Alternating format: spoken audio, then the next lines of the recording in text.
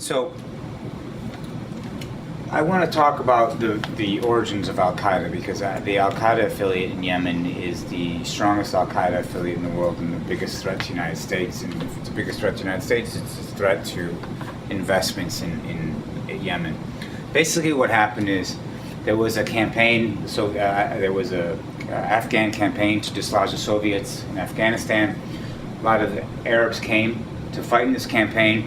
Then they wanted to go home, and their home governments didn't want them.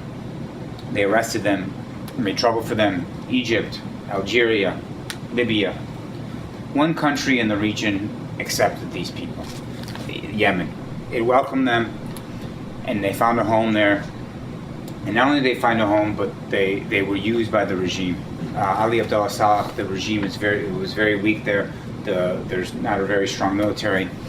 In 1990, what we're looking at here is a map of Yemen. This area was known as North Yemen, and then this area was South Yemen. The British came in here at Aden in 1839, and they extended their influence out here into the desert areas.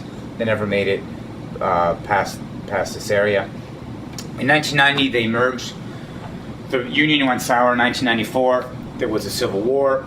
Saleh mobilized, using clerics loyal to him, mobilized these Afghan Arabs to fight the socialists who controlled the south. And this was basically a big milestone in the Yemeni jihadi movement.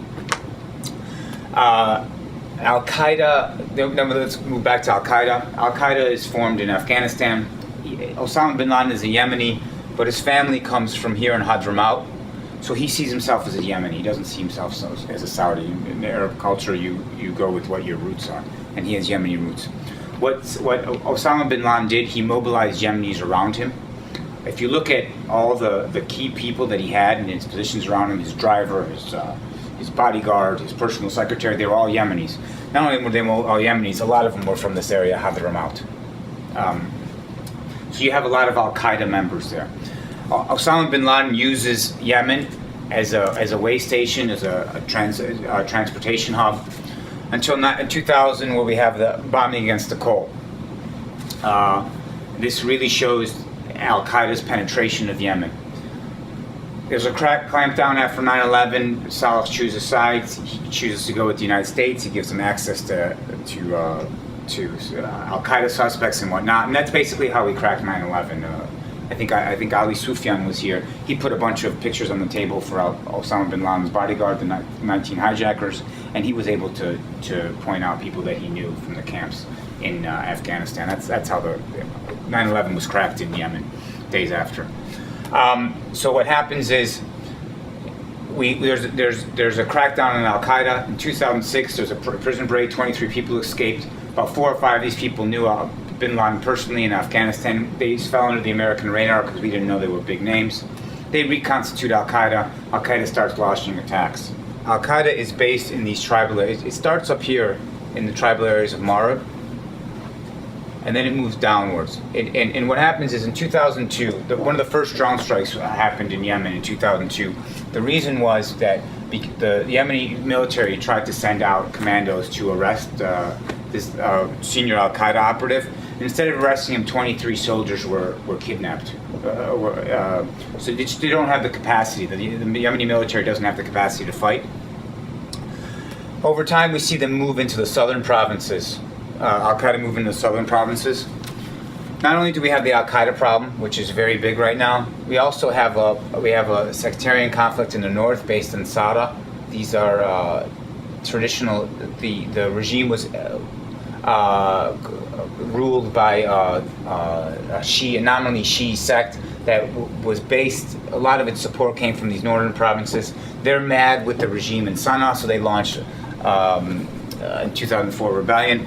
2008 in the south, we have a sectarian. We have the south. Remember, we talked about the Civil War in 1994. Latent grievances from the Union arise. So we have this problem as well, that there's the Southern Secession movement. And then we have the revolution in 2000, last year. What happens is the United States is training members of Saleh's family, his nephews, who control key intelligence and security agencies in Yemen. And instead of fighting Al Qaeda in these distant regions, they are now repositioned to fight his enemies in Sana'a. A key loyalist, Ali al-Muhsin, general, defected last March, and it really spelled the death knell of Saleh's regime, and he now had to use his son's presidential guard unit to fight the Ali al-Muhsin's unit instead of fighting Al-Qaeda.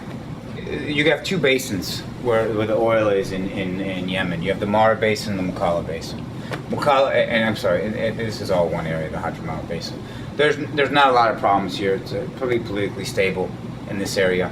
Marib is a hotbed of anti-regime activism. You have Al-Qaeda there. You have tribes hostile to the regime. They've always been hostile to the regime. You've got oil here. You have the LNG pipeline going down.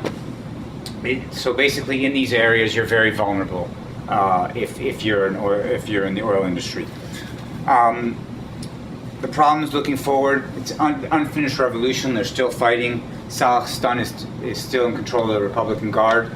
The new president, Hadi, has been able to ease out his half-brother from the Mohammed, who ran the Air Force, and his nephew Tariq, who ran one of the key security services, has also been eased out.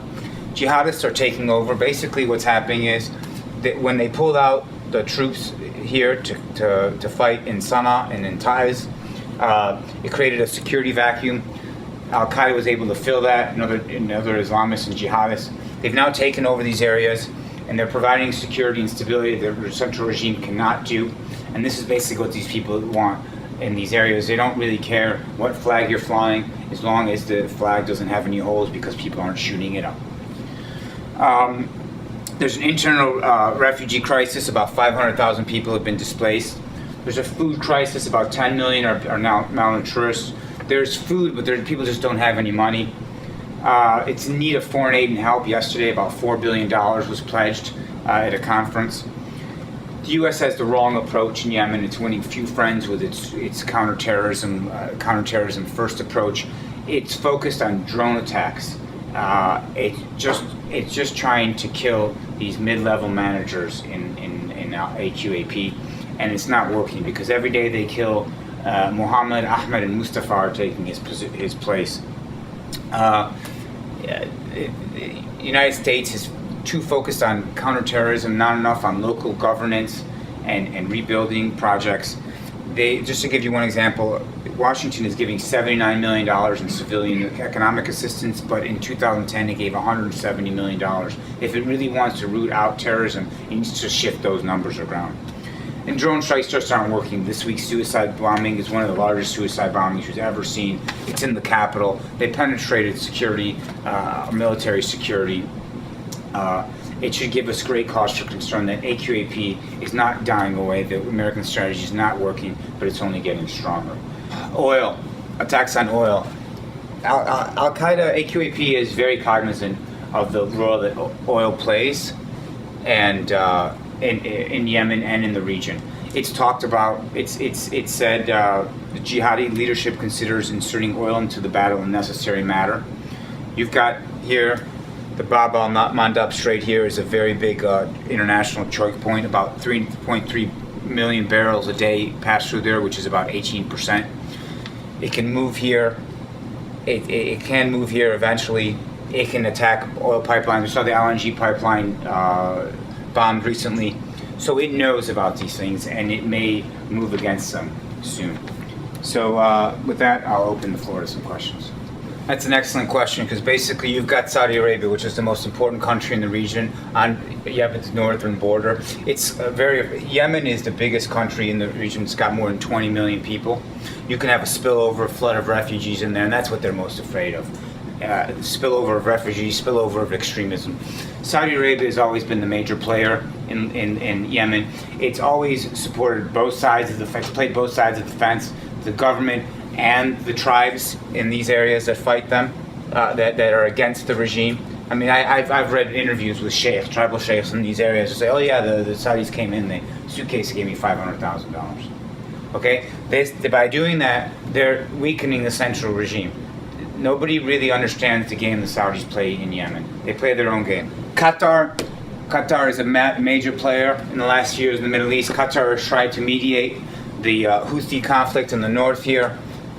They tried to mediate between the government and the rebels. That didn't end well. The Yemeni government was very upset at him. We have a quote of Saleh telling David Petraeus that he was, quote, annoyed with the Qataris and didn't want them. He didn't want them at another Friends of Yemen conference. The UAE, Bahrain is too poor to do anything.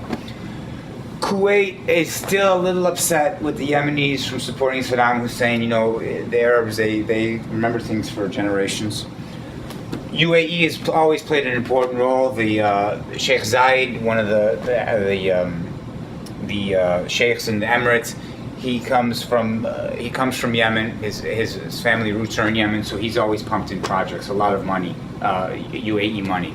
But the GCC countries have to do a concerted effort. It's very important for them to do that. And it starts with Saudi Arabia. So that's an excellent question.